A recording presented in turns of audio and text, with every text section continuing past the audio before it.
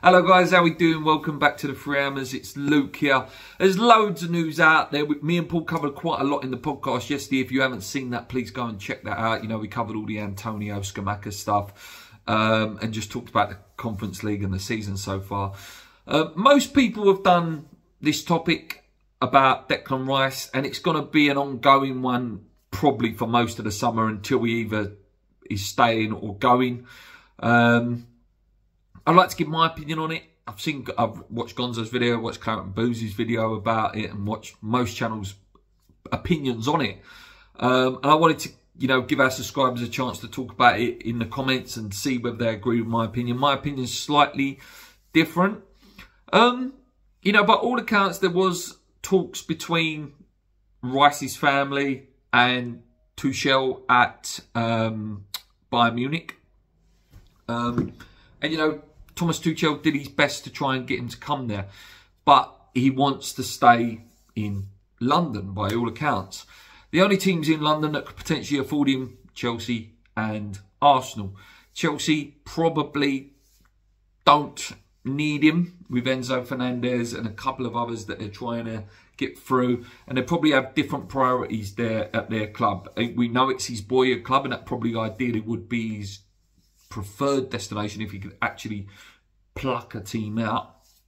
But his mate as well, Mason Mount, is also leaving there. Looks more or less done this summer to Manchester United, which we'll discuss a little bit further what that could, implications that could mean. So by all accounts, it looks like his family, his agent, is his dad, has more or less said, look, he wants to stay in London and Arsenal is his preferred destination. We've heard this before with players like Dimitri Payet and Arnie. Dimitri Payet, I will only go to Marseille, which means that Marseille have got us like this arm up the back. Look, he wants to come to us and we're only going to pay this amount for him. Same with Arnautovic with the, I want to move to China for my career. Yeah, it puts us in a bit of a difficult situation, but let me talk about it in terms of Declan Rice first. So Declan Rice wants to win trophies, and these trophies are not FA Cup, it's not Carabao Cup, it's Champions League and Premier League. Arsenal have not won the Premier League for a very, very long time, and Champions League they've never won. Arsenal fans might come on here and give me pelters and go, what cups have you won? You've never won the league. I can't stand their fans, just putting it out there. I cannot stand Arsenal fans. So why he would want to join Arsenal, I don't know. Is it a project? Potentially. They had a fantastic season last year. I'm not going to take that away from them. They, above all expectations, was to finish in the top four and try and get back into that Champions League places. They stayed top of the league for 247 days and bottled the league. And I loved it. I absolutely loved it. I hate Arsenal. I love it. Are Arsenal going to challenge for the league again? I don't know.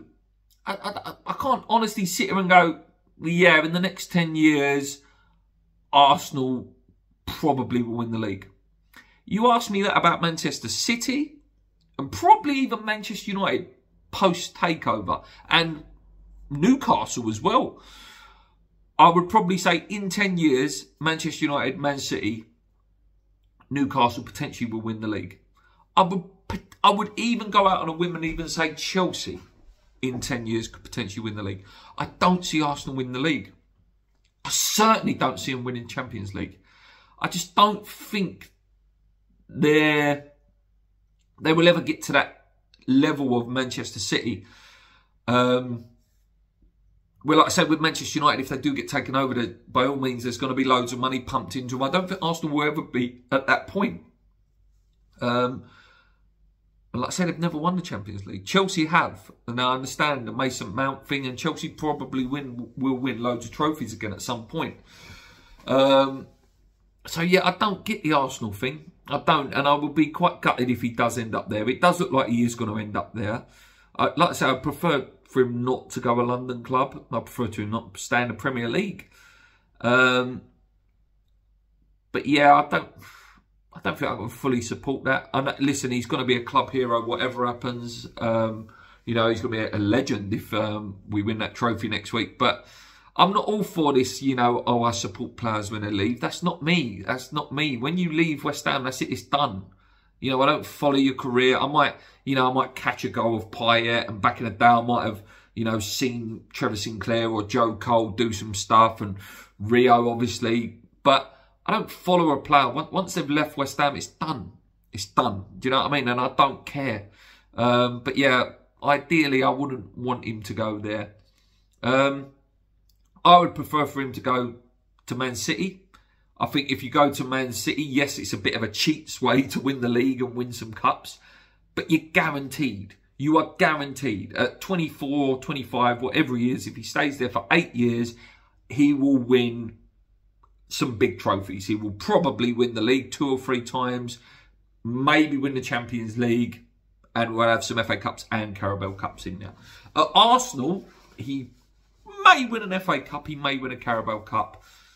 If it was incredibly lucky and all the stars aligned, he may win the league. But he isn't guaranteed a trophy at Arsenal. At Manchester United, with this new takeover, and as I just said, Mason Mount looks like he's signing for them.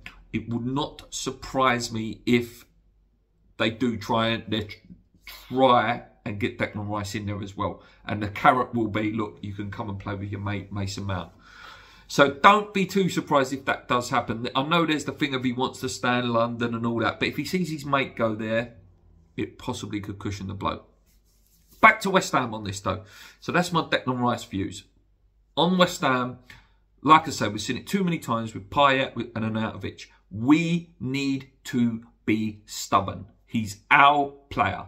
Whether he goes this summer or whether we, you know, extend that contract so we've got him for that other year, he will still go for decent enough money next summer if he is trying, or his agent are trying their best to put their arm up our back saying he's only going there, which means Arsenal are trying to drive down the price. No.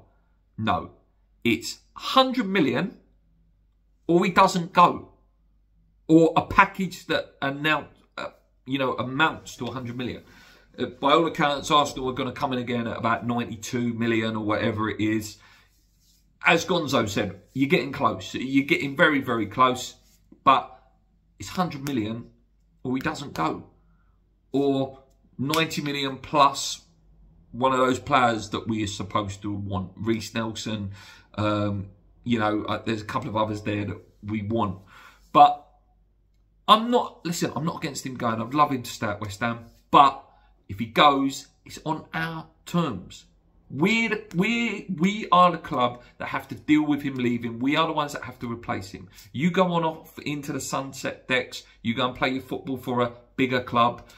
West Ham need to be able to build, you know, whether it is Ward-Prowse or Conor Gallagher or whoever we end up buying to fill these voids that Declan Rice has left. We have to have the right money. And if it is just that money, maybe potentially Scamacca money as well, needs to be the right money. West Ham, I'm bored of the old days where we panic when we get a bid in and, you know, we don't do what's right for the club. If Arsenal don't pay 100 million, he don't go. We'll get 60, 65, maybe even 70 next summer because there will definitely be a bidding war. And wouldn't surprise me if he did stay for another year, that Chelsea could potentially be back to where they was, and then Chelsea go, right, come back, and then you get a little bit of a bidding war, and you probably would maybe get that 70 million for him, which is still a decent price, and you've kept a world-class player for another year. Yeah, it's going to rumble on. Unfortunately, I don't think this will be a quick one, which is a bad thing for West Ham, really. Because, you know, the longer it goes on in the transfer window, the less time we've got to buy players, which is not good, not a good situation. Obviously, ideally, if you are sending him, you get rid of him pretty quick and then be getting players in ready for the pre-season, so we don't have a situation like this year. The manager situation doesn't help. We don't fully know what's going to happen with David Moyes. We'll probably know more in about a week or two's time after the final. So yeah, that's my views on it. What do you guys think? Until next time, guys, come on your ways, keep believing.